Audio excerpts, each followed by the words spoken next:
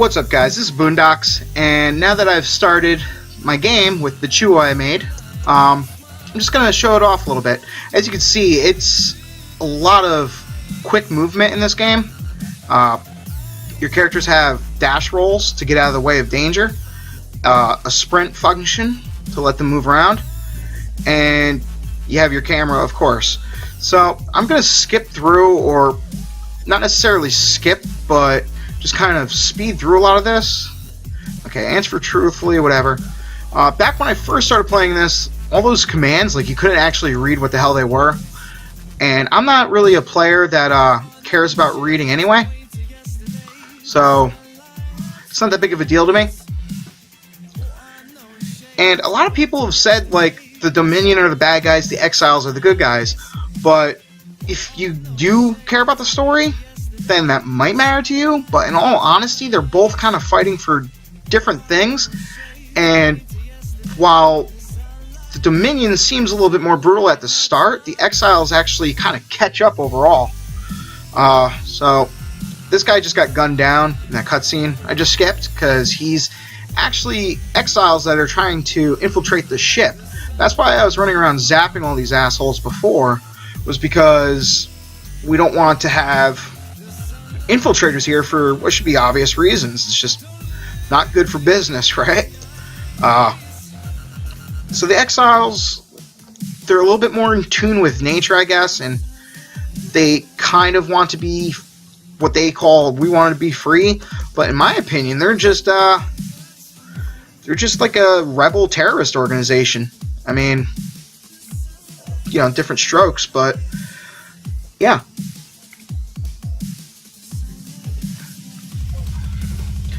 For instance, in the Dominion, one of the main things that people pointed out, showing that they're not actually evil, is that while they do have a central religion, and they prefer you to follow it, and that's one of the weird places we're going to wind up going in here too. Okay, hopefully that slowdown won't appear in the video, but that's mostly due to fraps, 100% due to fraps, in fact. It's one issue I have with it, but since I'm not an actual YouTuber, I don't care enough to, I don't actually care enough to, wow, I suck at jumping apparently. I don't care enough to buy a different program now that I already own fraps.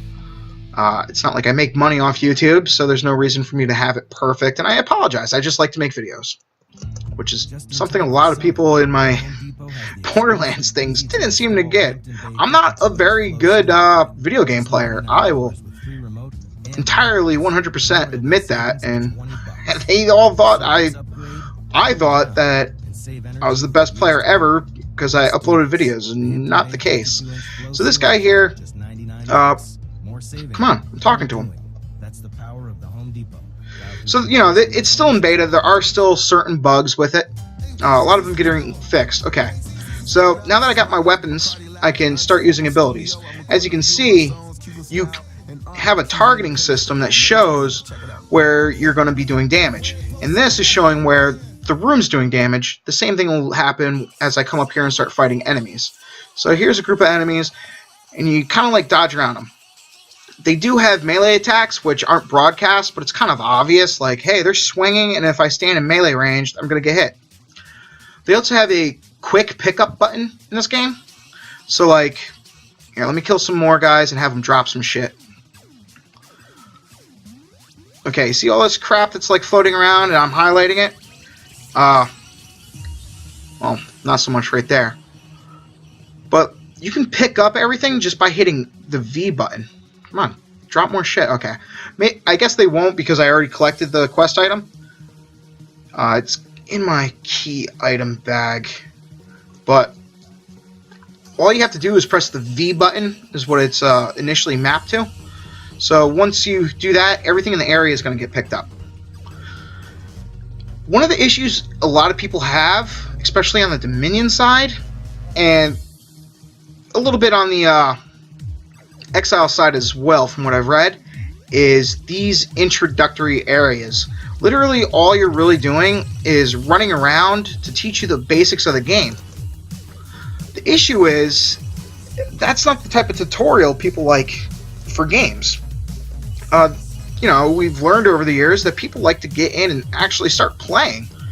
This, on the other hand, it's, as you can see, run around, click on shit, learn how to use abilities and blah blah blah, but I actually like the World of Warcraft system where you start in a early area, learn how to get the quest by the guys that have the giant exclamation points over their head, go fight the enemies, gain a few levels.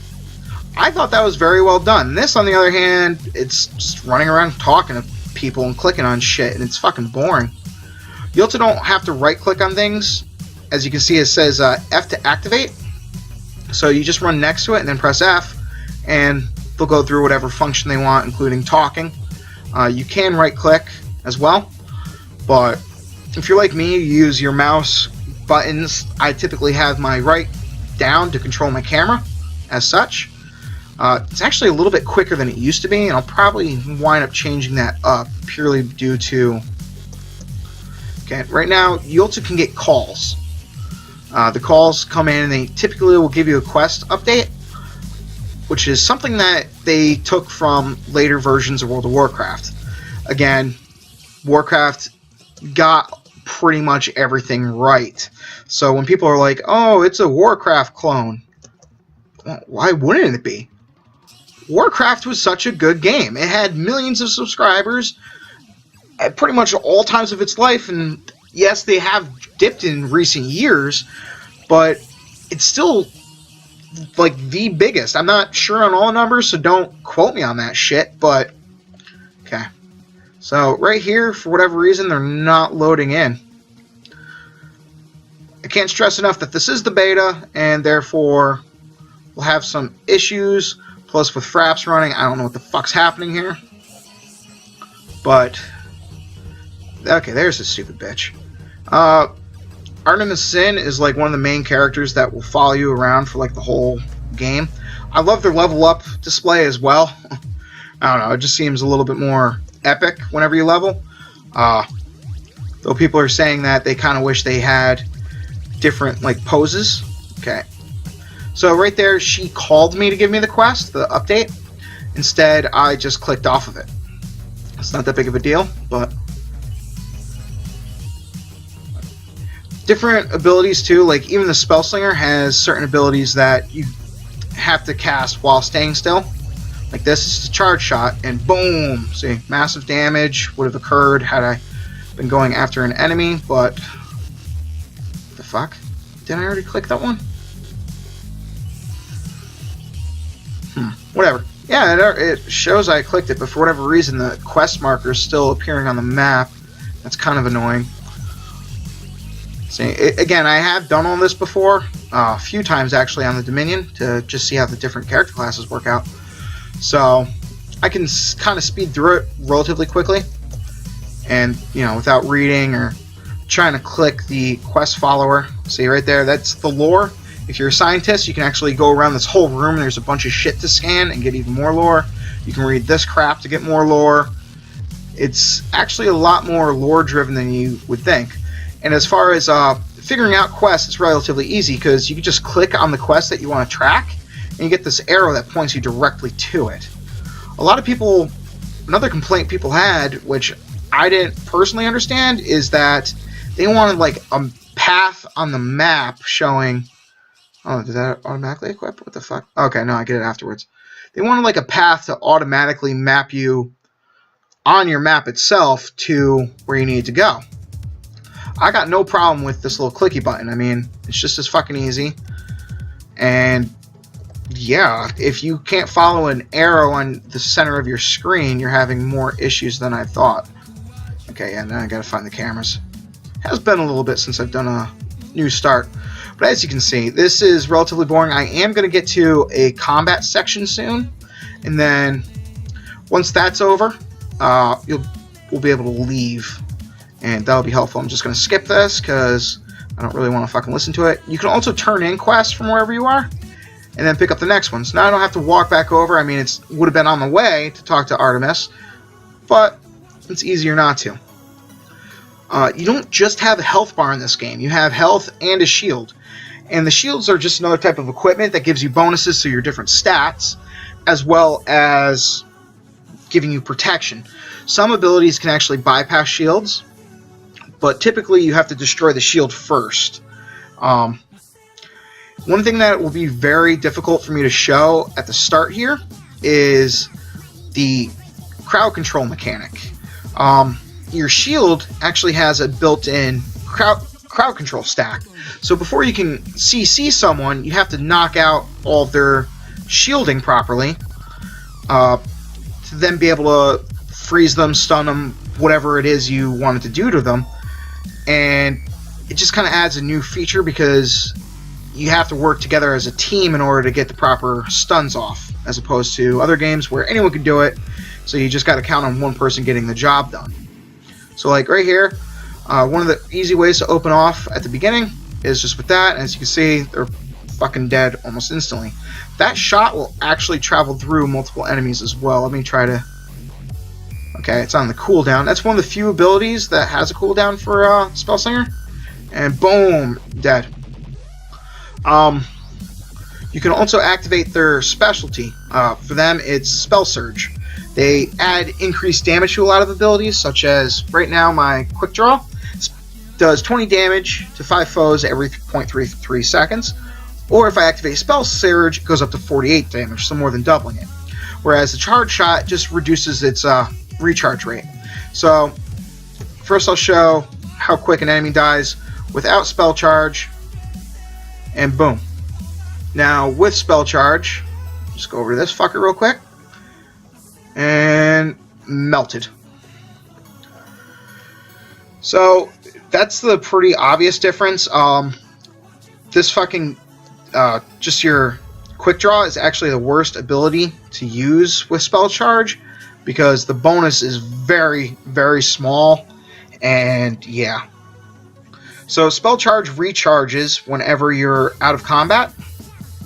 Like, you see how it's lit up red right now? That means I'm in combat and it won't recharge as quick. It still will recharge while in combat, but not nearly as much as you'd want sometimes. There are later things that you can spec into so that whenever you hit someone with your Quick Draw and score a crit, and you can build for crit, that you actually regen a little bit of your Spell Surge. And that's good for obvious reasons. So let's just charge this up real quick, and bam! Take them all out in one go. So like, to keep distance from them, you can jump backwards, or you can strafe to left and right. And like I was saying before, the reason I really like Spellslinger is because of being able to shoot while even sprinting. Or not sprinting, but you can shoot while running. Other classes slow down a little bit. It's not very noticeable, except for on the Engineer. Engineers feel like they come to almost a complete stop whenever they start to attack. It's something you can work around, though. Again, the Engineer is also very tanky, just passively tanky, so it's not nearly as big of a deal. The one thing that I would recommend for this game, though, is if you play it, you might want to have a mouse that you can map a lot of different abilities to. For instance, on my mouse, I have all my main abilities mapped out, so that way, as I'm running, I can keep my hands on the movement key at all times, while just using my mouse to dodge and attack any way I want. Okay, right here, this is one of the first examples of a path mission for the warrior, well, not warrior path, the soldier path, and it's an assassination. So whenever you get one of those, it pops up in this little box down here. It's a separate type of quest, and that's why it's in a separate little box. If you don't want to look at them, you can close it. They used to have a issue where that wouldn't close. So my first quest is an assassination. So I just gotta come over here and kill this asshole. Should be relatively easy since it's the start of the game. It actually gets a lot harder, a lot quicker than you might think.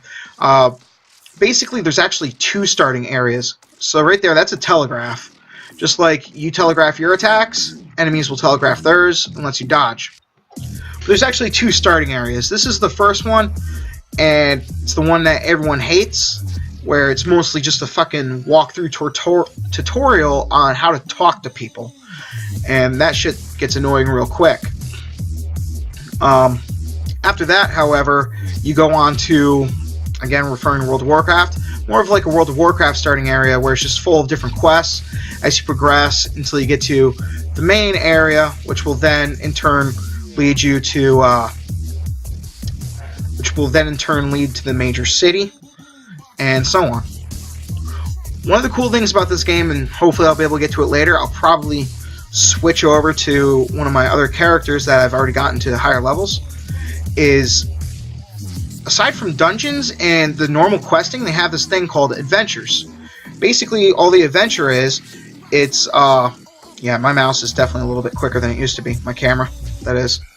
Basically, the adventure, you and a group of 4 people go in, or 5 people rather, go into an area and complete like a bunch of story-driven quests, and you gain a massive amount of experience. You can also gain loot from it because there's dungeon-esque bosses, and in turn you can progress the story a lot quicker, or not the story, but progress through character leveling a lot quicker. It does scale you down to whatever level the dungeon is whenever you go into it. So for instance, the first adventure. The first adventure is level 15, so if I were to go into it with my level 23 character, it would scale me all the way down to 15. But you still gain a lot, and I mean a lot of experience, so it's kind of worthwhile. So right here, what we've been doing is going around fighting all the different factions or the different races from the Exiles, as like a fighting simulator to show what you'll have to do when you get into the actual game, quote unquote, or when you go into the actual battlefield. Really, that's all this is. It's 2 competing factions fighting over a planet, so it's pretty much a war. Here's the main type of soldier quest you'll find a lot. It's more of a guard and wave defeating thing. Sometimes NPCs will spawn to help you out. For the most part, they're kind of stupid, but then the enemies will show up and you just gotta kill them. It's real simple and straightforward, and it just helps to increase your soldier rank, and that's pretty much it. So I'll just try to burn these assholes down. Die, fucker, die. One issue I have too is, like, sometimes wherever your camera's positioned, you can't always see life bars, and I don't really like that. You can tab target, not the same way you would tab target in other games because you still have to direct your attacks, but like if I hit tab, it now displays whatever I've recently selected. So if I hit tab, it shows this enemy's health. That's more important on bosses and that type of thing, so that way you know what their stun counts at, so you know if you can fire in a quick stun and take care of business. So the real reason I like this game is the movement. I've been doing a really shitty job, and I honestly blame that on my camera, because it was, I mean, just look how quick it is right now for whatever fucking reason. I don't totally understand why, but let's zoom out a little bit. Maybe that'll help. Yeah, that helps a bit. Still a little bit zippy for me, but the reason I like this game is because of the movement and the action. Also, the dungeons are crazy hard. There's shit going on all the time. It's not like some of the other games where it's more of a tank and spank and then you have to avoid certain attacks. There's attacks coming at you 24/7 and you have to try to avoid every last thing. It's pretty crazy, and it can be pretty nerve-wracking sometimes. I think healer too. Healer's going to be very, very different in this game. In a lot of other games, as you might know, healing comes down to playing a weird mini game where you watch green bars go down and you click that green bar and cast a heal on it, and the green bar goes back up. This game, you have to shoot your friends with heals. Sometimes they're easier than others. Like I was saying, the Spell Slinger, his heals are a lot more directional based, whereas like medic is more AoE type deal. I'm not really sure on the burstiness versus sustain of the classes. But that's only because I haven't tried healing. I feel like it will be a lot more interesting, though, than other games as far as that goes. So, as far as my last mini complaint, and I'll probably touch on it more later, is as far as the classes go, they have different quality of visuals, if that makes sense. For instance, the warrior carries around a giant, and I mean giant freaking sword.